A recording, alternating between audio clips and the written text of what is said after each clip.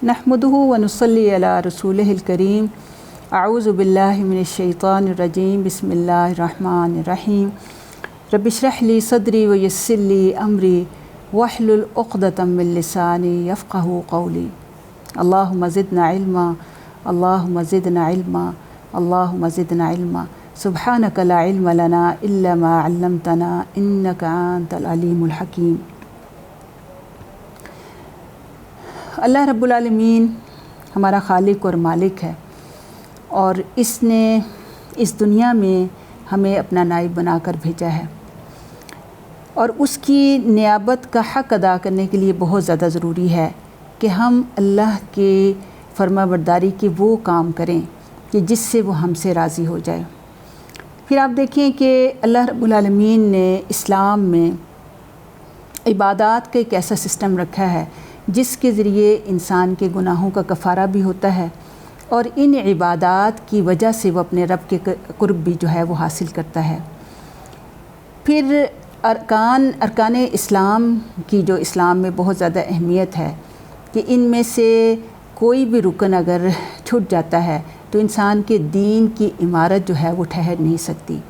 इन्हीं अरकान इस्लाम में हम देखते हैं कि नमाज जो है वो इस्लाम का बहुत ही अहम रुकन है और इस रुकन के हवाले से इंशाल्लाह हम बात करेंगे और इसकी पूरी तफसील भी देखेंगे कि इसके बारे में हमें कुरान और सुन्नत से क्या रहनुमाई मिलती है और किस तरह से हम इस्लाम के इस अहम रुकन को अपनी ज़िंदगी में शामिल कर सकते हैं और इसके ज़रिए अपने गुनाहों से जो है माफ़ी भी हम हासिल कर सकते हैं।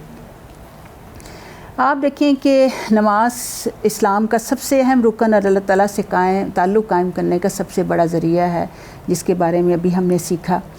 नबी सल्लल्लाहु अलैहि वसल्लम ने नमाज को अपनी आँखों की ठंडक करार दिया। नमाज का वक्त होता तो आप सल्लल्लाहु अलैहि वसल्लम हज़रत बिलाल को इन अल्फाज के साथ अज़ान देने का हुक्म फरमाते कि अक़िमिस्सलात या बिलाल अरिहना बिहा। बड़ी खूबसूरत अल्फाज हैं कि ए बिलाल हमें यानी नमाज को कायम करो, यानी अज़ान दो और इस नमाज के ज़रिए हमें राहत पहुँचाओ। यानी गोया आपकी ठंडक, आपकी राहत जो थी वो नमाज में मौजूद थी।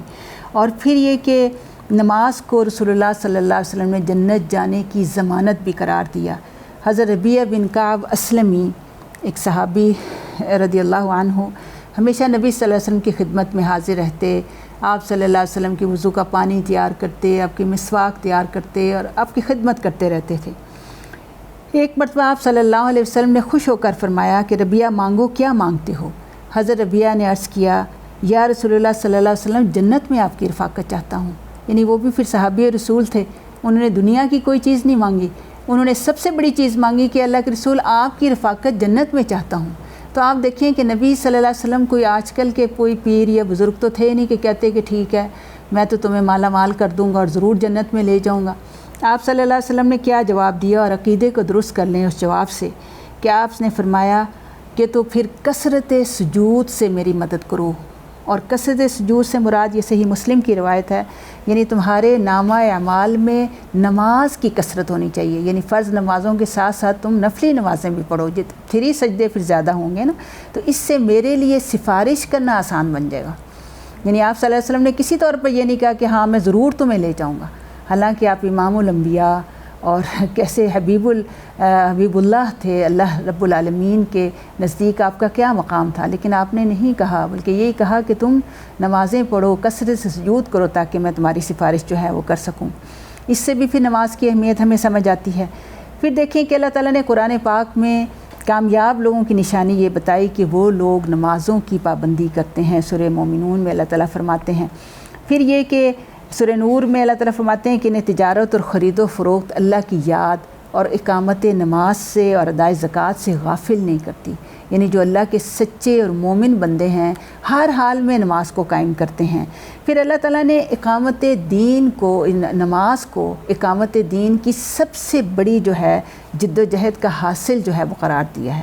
جیسے کہ اللہ تعالیٰ فرماتے ہیں کہ اگر ہم انہیں، یعنی وہ اللہ کے نیک بندے جو سچے فرمانبردار بندے ہیں، جب زمین میں ہم انہیں اقتدار بخشیں گے تو وہ نماز کو قائم کریں گے۔ سب سے پہلی چیز ہے کہ نماز، زکوٰۃ دیں گے، نیکی کا حکم دیں گے، برائی سے منع کریں گے۔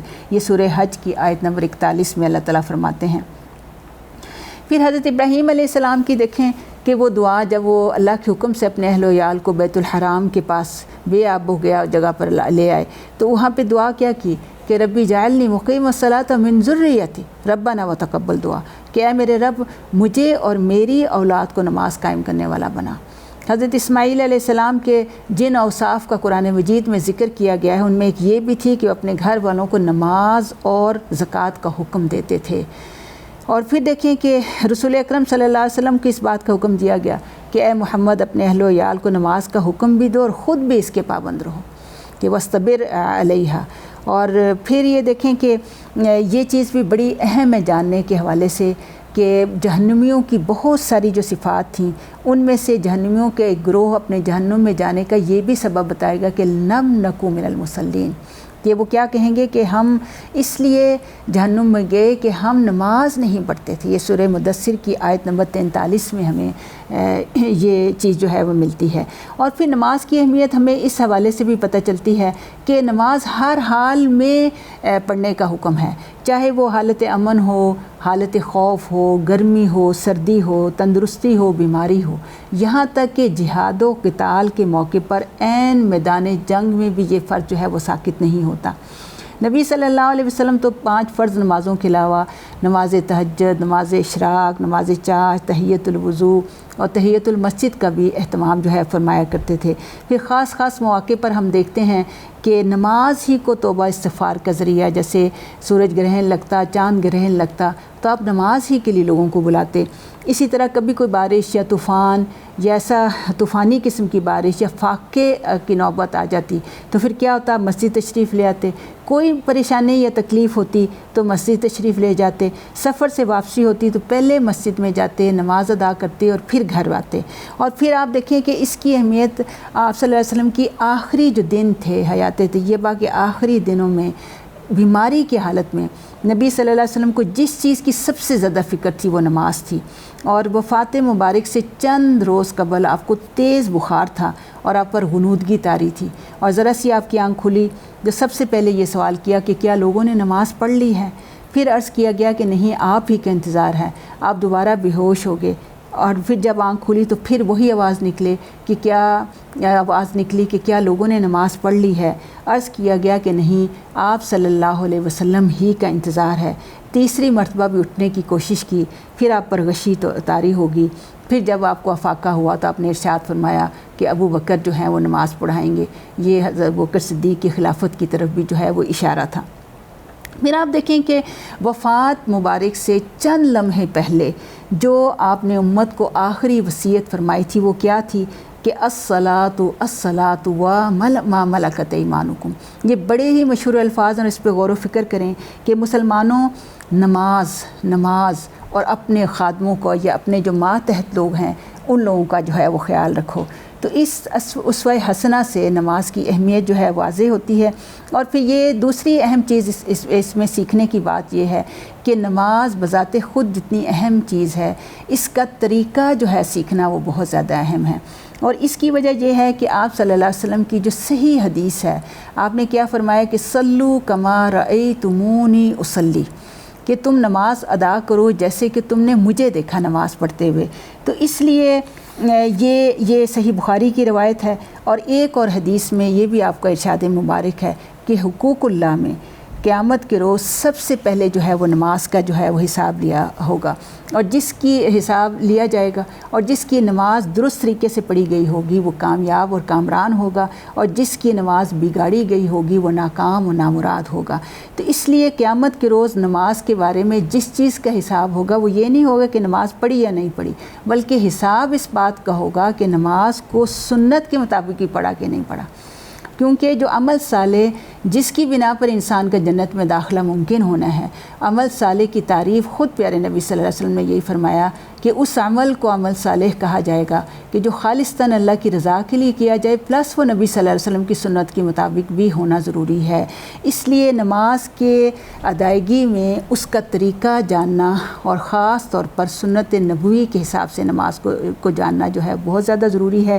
اس لیے ہم یہ دیکھیں گے کہ نماز کو جو ہے وہ کس طرح سے ہمیں پڑھنا چاہیے، اس کی اہمیت، اس کی فضیلت اور اس کا طریقہ، اس کے رکوع اور سجود اور اس کا قیام جو ہے وہ کس طرح سے کریں۔ اس وجہ سے کہ نبی صلی اللہ علیہ وسلم کے اس ارشاد کو ہمیشہ ذہن میں رکھیں کہ آپ صلی اللہ علیہ وسلم فرمایا کہ فمن رغب عن سنتی فلیس منی، کہ جس شخص نے میری سنت اختیار کرنے سے گریز اختیار کیا وہ مجھ میں سے بھی نہیں۔ اس لیے بھی کسی بھی سنت کو معمولی اور غیر اہم سمجھ کر کے جو ہے ہم نظر انداز نہیں کر سکتے۔